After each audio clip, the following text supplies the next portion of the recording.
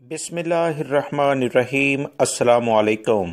18 جنوری 2021 کے لحاظ سے سعودی عرب میں پچھلے 24 گھنٹے میں 170 وبائی مرض کرونا کے کیسز سامنے آئے ہیں، جبکہ 6 افراد کا پچھلے 24 گھنٹے میں انتقال بھی ہو گیا ہے۔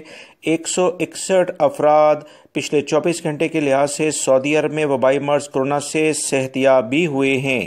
سعودی وزارت صحت نے کہا کہ سعودی حکومت کے اہم ترین ادارے مکمل طور پر تمام معاملات پر نظر رکھے ہوئے ہیں۔ عوام سے بھی درخواست کی جاتی ہے کہ ہر صورت احتیاطی تدابیر اختیار کریں، کیونکہ بہت سارے ممالک جو کہ سعودی عرب کے کافی قریب ہیں، ان میں وبائی مرض کافی شدت سے اس وقت اپنے پنجے گاڑ رہا ہے۔ UAE ہو، عراق ہو یا دیگر کویت کے علاقے ہوں، لبنان ہو، ٹرکی ہو یا دیگر ممالک میں وبائی مرض کرونا کے کافی زیادہ کیسز ہیں۔ UAE میں 3250 کے قریب وبائی مرض کرونا کے کیسز سامنے آئے ہیں، جو کہ کافی تشویش کی بات ہے۔ مزید وزارت صحت کی جانب سے کہا گیا ہے کہ سعودی عرب میں جب سے وبائی مرض کرونا پھیلا ہے، 6329 افراد انتقال کر چکے ہیں، 6 نئی اموات بھی اس میں شامل کی گئی ہیں۔ وزارت صحت کے مزید اعلامیے کے مطابق ریاض ریجن میں 67 کیسز سامنے آئے ہیں۔ مکہ المکرمہ ریجن جس میں جدہ بھی شامل ہے، 38 کیسز سامنے آئے ہیں۔ ایسٹرن ریجن جس میں دمام شامل ہے، 25 کیسز سامنے آئے ہیں۔